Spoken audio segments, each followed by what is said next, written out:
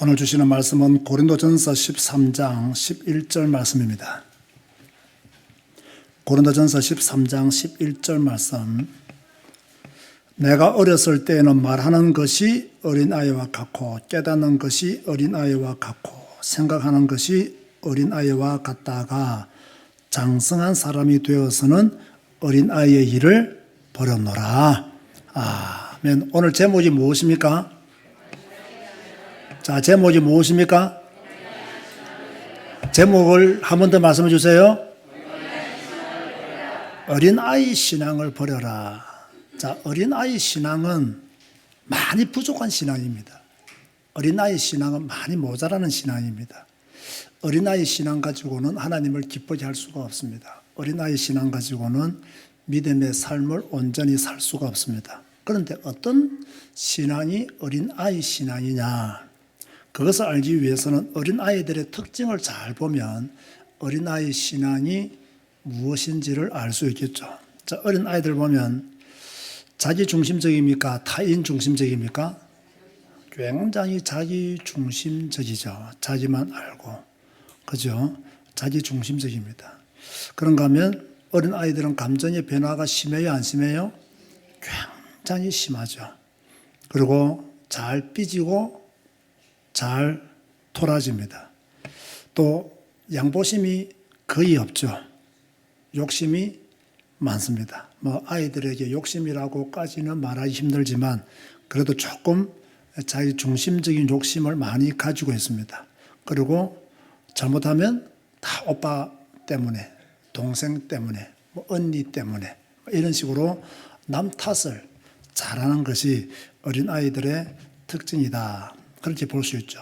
그러면 어린아이 신앙도 분명해지는 거예요. 교회를 자신의 시각으로만 보는 것은 어린아이 신앙입니다. 자, 교회를 누구의 시각으로만 본다고요? 자기의 시각으로만 봐요. 좀 교회 일이 마음에 들지 않으면 금방 불평하고 원망해요. 그리고 마음의 문을 닫아버리는 경우들도 많이 있습니다. 왜? 교회를 자신의 시각으로만 보기 때문에 그 시각에서 벗어나면 그 시각 안에 들어오지 않으면 이렇게 말을 쉽게 하게 되고 불평을 하고 원망하게 되는, 그러면서 나 안 해 이런 식으로 마음의 문을 닫아버리는 경우들도 많이 있죠. 이런 것은 다 어린아이 신앙이 가지고 있는 특징이다. 너무 여러분 교회를 여러분의 시각으로만 보지 마시기를 바랍니다. 물론 여러분의 시각이 틀렸다는 이야기가 아닙니다. 그런데 교회는 다양성이 있고 또 교회는 공동체입니다.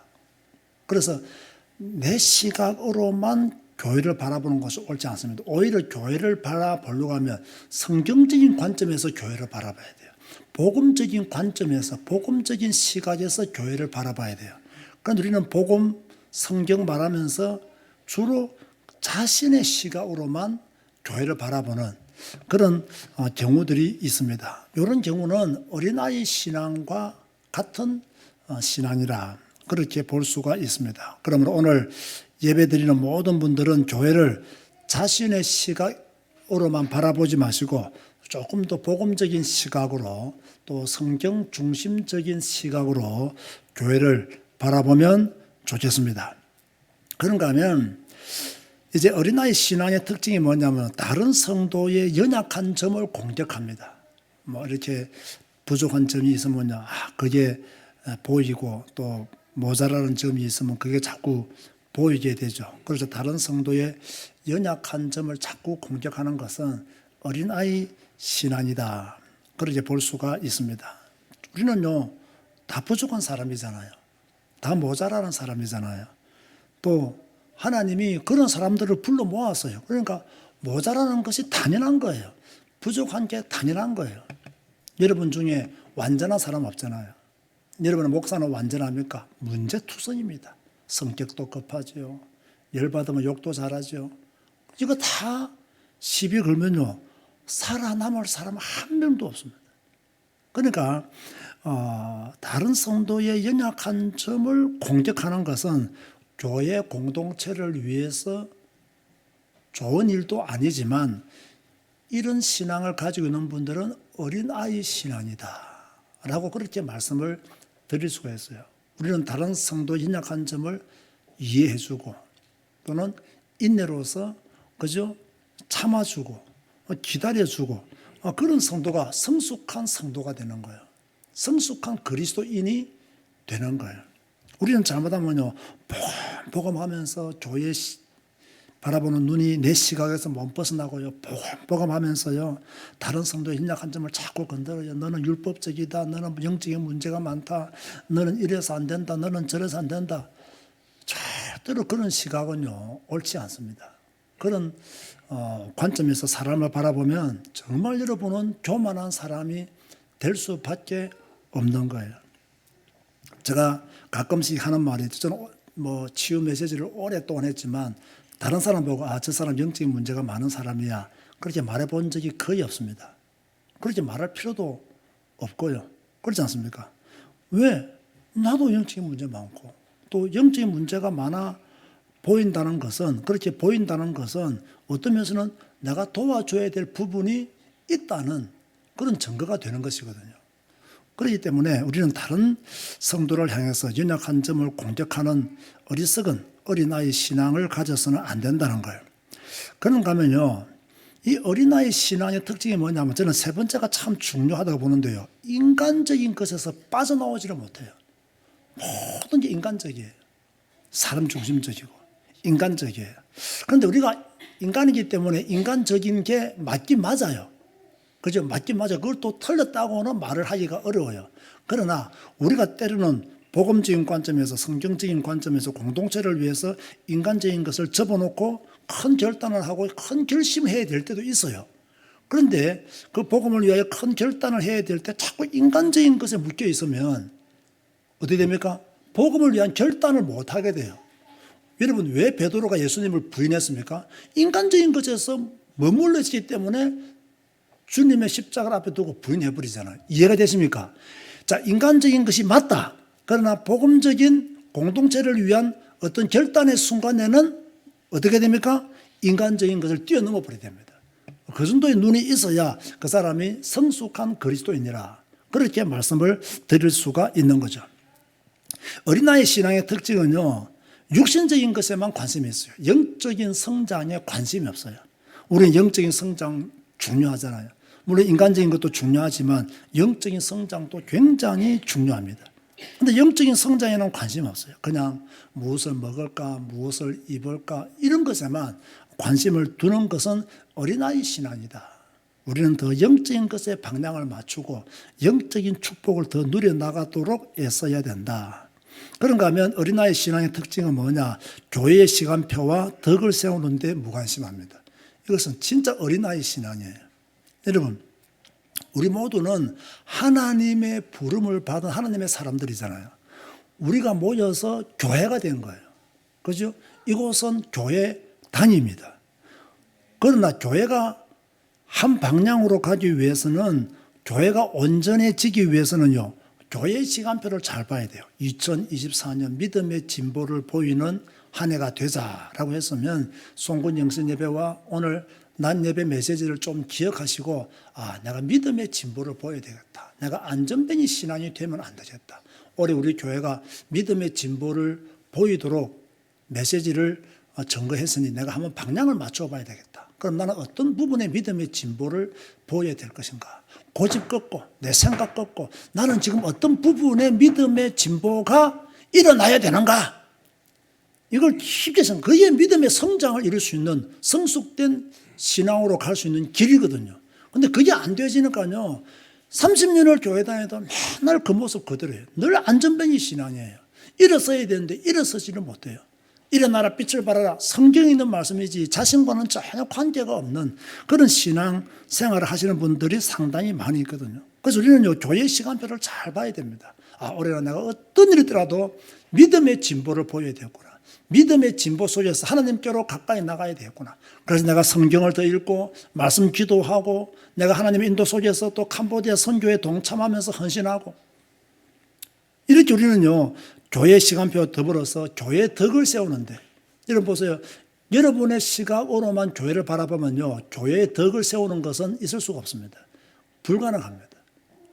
저는요, 교회를 섬기면서 목회를 하면서 그렇더라고. 정말 참 훌륭한 성도가 누가 훌륭한 성도냐라고 하셔서 제가 이 마산서도 목회할 때 보면요, 참 마산서도 어려운 일을 많이 당하고 힘든 일을 많이 당했지만은요, 어려운 일을 당하고 힘든 일을 당할 때마다 교회 시간표 속에서 교회의 덕을 세우기 위해서 결단해 주시는 분들이 제가 지금 그 교회를 떠나온 지 20년이 넘었지만은요, 기억에 남아요.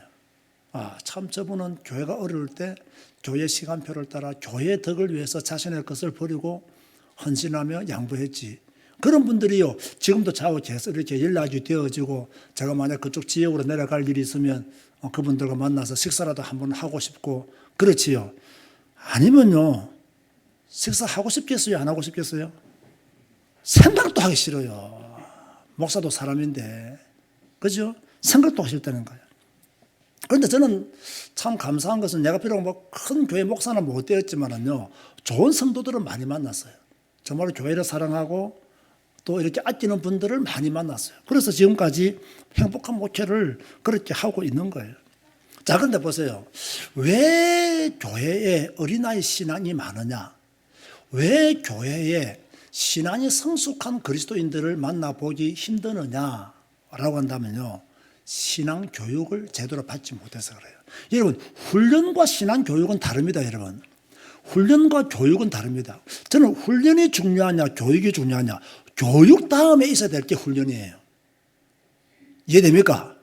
교육 다음에 있어야 훈련이 있어야 그 훈련이 교육 안에서 균형을 이루는 거예요. 그런데 교육은 없는데 훈련만 받아버렸다?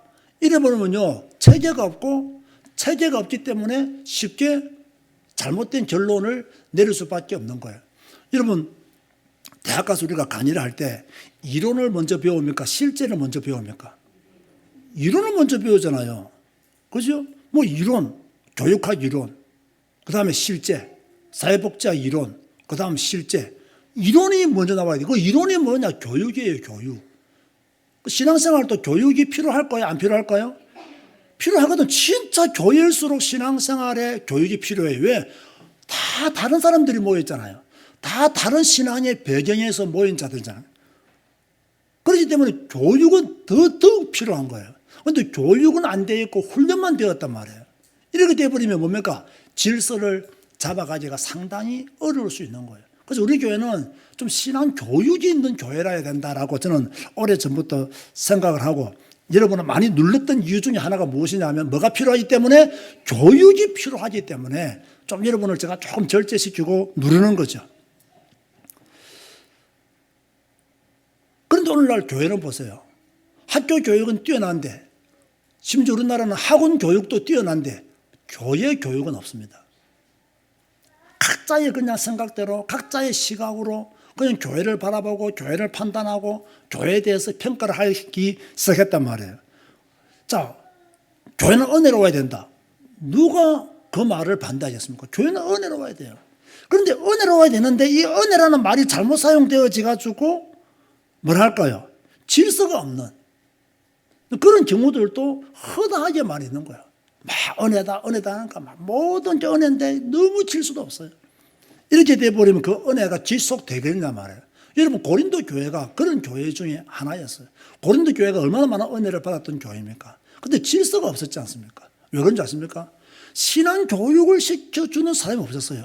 바울 같은 교회는 잠시 고린도에 머물면서 복음 전하고 떠났단 말이에요. 여러분, 어떤 면에서는요, 이 바울이 지나갔던 모든 어떤 현장에서는 뭐랄까요, 바울 이후에 뭔가 올바른 목회자가 와서 올바른 교육을 시켰더라면 아마 영지주의자나 또는 다른 이단 사상들을 이겨내는데 큰 역할들을 했을 겁니다. 이걸 나중에 문제를 깨닫고 바울이 디모데를 파송하고 디도를 파송하는 이유가 뭡니까? 교육이 필요한 거예요. 신앙 교육을 안 시켰더니 뭡니까? 이 영지주의 이론에 다 물어가는 거예요. 신앙 교육이 안 됐더니 비복음적인 걸 그래서 다른 복음은 없나니 다른 복음을 전하면 저주를 받을지어다라고 바울이 단호하게 이야기하는 이유가 뭐냐면, 그들이 복음을 안 들은 것이 아니에요. 복음을 들었는데 너희가 어떻게 이렇게 빨리 복음을 떠날 수 있냐는 거야. 왜 그러냐? 복음을 받았는데 신앙 교육이 안 되었기 때문에. 신앙 교육이 돼야 되는데 신앙 교육이 안 되었기 때문에 복음에서 빨리 떠난 거예요. 이해가 되십니까? 그래서 훈련 이전에 뭐가 더 중요하다? 교육이 더 중요한 거예요. 그래서 교육이 안 된 교회 보세요. 막 복잡합니다. 교육이 안 된 교회 보세요. 진짜 우리 교회는요, 너무 좋은 교회입니다. 우리 교회에서는 누가 말하는 사람이 있어요, 없어요? 지금도 말 안 하잖아요. 물어보는데도 말 안 하잖아요. 왜 그렇습니까? 우리 교회가 별거 아닌 것처럼 보여도요, 교육이 있는 교회예요. 질서가 있는 교회예요. 그리고 자기의 것을 쉽게 나타나지 않는 성도들이 모여있는 교회예요. 그래서 약간 뭐랄까요? 다운되는 것처럼 보이지만은 이건 어쩔 수 없어요. 원래 조용한 교회는 그렇게 보여요. 그렇지만은 내실을 딱 보면 그렇지 않거든. 우리는 성경 읽고 있잖아요. 성경 우리의 절대적 기준을 믿고 있잖아요. 우리는 매일 성경 읽고 1년에 이독하는 것을 가볍게 생각하잖아요. 이런 성도들의 마음이 그렇게 잘못될 리가 없는 거죠. 그래서 왜 교회는 오래 다녔으나 성숙이 안 되고 변화가 없고 성화가 안 되느냐? 교육을 안 받기 때문에. 교육을 받아야 성숙해져요. 교육을 제대로 받아야 변화도 되어지고요. 교육을 받아야 성화가 되는 거예요. 저는 유튜브를 주로 뭘 많이 본다 했습니까? 헬스를 많이 본다 했잖아요. 그 왜 많이 볼까요? 바르게 되거든. 이게 바르게 못하면 저는 나처럼 이렇게 엘보가 와가지고 고생을 엄청 한단 말이에요. 엘보 온 이유는 간단한 거예요. 자세를 바르게 안 했거나 내 능력에 너무 과한 무게를 들었거나 둘 중에 하나예요. 그러니까 요즘은 무게를 조금 줄였어요. 그러니까 내가 틀린 자세가 뭔가 싶어서 열심히 공부하는 거예요. 교육을 받는 거예요. 그래서 그 원인을 찾아내고 조심했더니 요즘은 병원 안 가거든요. 이것도 교육이 필요한 거예요. 제가 오래전에 PT를 받다가 뭐 좀 시원찮은 선생님 만나서 안 받았거든요. 또 요즘 PT가 또 비싸잖아요. 어찌되었든 교회는 오래 다녔지만은 성도들이 성숙하지 못하고 변화되지 못하고 성화되지 못한 이유는 훈련을 적게 받아서 그런 것이 아니고 제가 볼 때는 교육을 제대로 못 받았기 때문에 신앙 교육을 교회 교육을 제대로 못 받았기 때문에 이런 결과가 올 수 있다는 거예요. 여러분 교회는 성도들의 공동체이잖아요. 공동체 전부가 어떻게 다 좋을 수 있겠어요? 저는 우리 교회 성도들이 저 설교를 다 좋아한다고 생각하지 않습니다. 그냥 봐주고 있는 거지. 왜 봐줄 수 있느냐? 성경 읽고 있으면 봐줄 수 있어요. 성경 안 읽고 있으면 못 봐줘 이거. 자기의 시각에서만 딱 목사를 쳐다보기 때문에 봐줄 수 없다고. 근데 성경 보고 있으면 봐줄 수 있다고. 왜? 생명의 원천은 여기에 있거든. 그죠? 힘의 원천은 여기에 있거든. 그래서 성경 읽고 성경 말씀 붙잡고 그 말씀 안에서 살기 때문에 목사가 설교 조금 못해도 상관이 없어요. 왜? 매일매일 성경 읽는 생명의 말씀, 생명의 떡을 먹는데 그게 큰 문제가 되겠어요. 그런데 성경 안 읽는 교회 성도들 보세요. 목사가 설교 못하면요, 요즘은 쫓아내는 세상입니다. 그죠? 어찌됐든 교회는 교육이 필요하다. 그런데 누구든지 교육받기를 좋아할까요? 안 좋아할까요? 안 좋아해요. 자기가 다 된 줄 알아요. 그래서 교육받기를 안 좋아해요. 그래서 문제가 더 심각해지는 거죠. 교육을 받아야 되는데 교회 교육이 왜 어렵냐면요. 학교 교육은 어릴 때 오니까 애들 교육시키면 되잖아요. 교회 교육은 왜 어려울까요? 다 이제 뭐 자기관의 세계가 확고하신 분들이 교회 모인다고. 이 확고한 것을 어떻게 깨? 자, 여러분이 처음 우리 교회 왔을 때 한번 생각해 보세요. 제일 궁금했던 게 저 윤순전 목사가 누구냐? 어떤 메시지를 하는 사람이냐? 그죠? 그래서 우리 교회는 보통요, 2년 다니고 등록하시는 분들도 많잖아요. 끝까지 추적했어. 결론이 나오면. 근데 난 그거 나쁘지 않다고 봐요. 또 그런 사람은 평생 가거든요. 결론을 내렸기 때문에. 어찌됐든 교회 교육이 어려운 이유는 이미 다 머리가 크신 분들이 자기 것으로 꽉 찬 분들이 오셨기 때문에 빈틈이 없어요. 빈틈이 없어요. 근데 이걸 이제 바꾸려고 하면 목사와 부딪힐 수밖에 없죠. 저는 여러분하고 부딪히기 싫기 때문에 뭐 읽으라고 하는 거예요? 성경 읽으라는 거예요. 성경 읽으면 지가 성경 읽고 지가 은혜 받고 지가 변화되고 지가 기도하고 지가 헌신하고 지가 다 알아서 해요. 성경 읽으면. 이 목사가 다 가르치면요 삐진다고. 목사가 다 가르치면요 짜증낸다고. 그러나 은혜 받으면 다 알아서 하잖아요. 아까 말했죠. 우리 교회는 다 자기가 알아서 하지. 제가 시켜서 하시는 분 아무도 없어요. 진짜 없다니까요.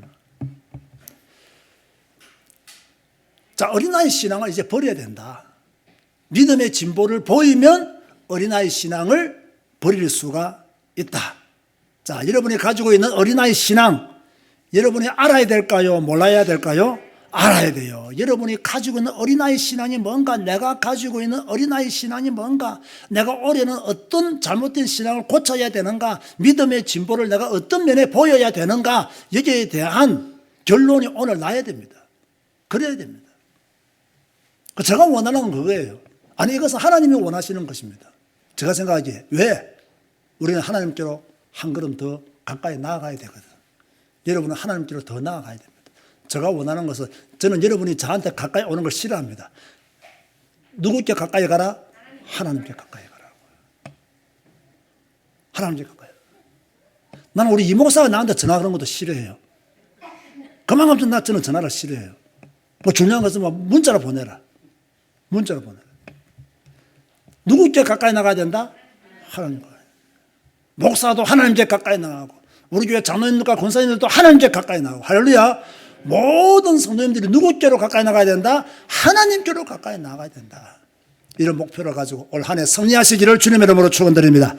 주님 감사합니다. 오늘도 예배하며 주께 영광 돌리게 하시니 감사합니다. 믿음의 진보를 보이게 하여 주시고 믿음의 진보 속에서 하나님이 기뻐하는 사람으로 성장케 하여 주옵소서.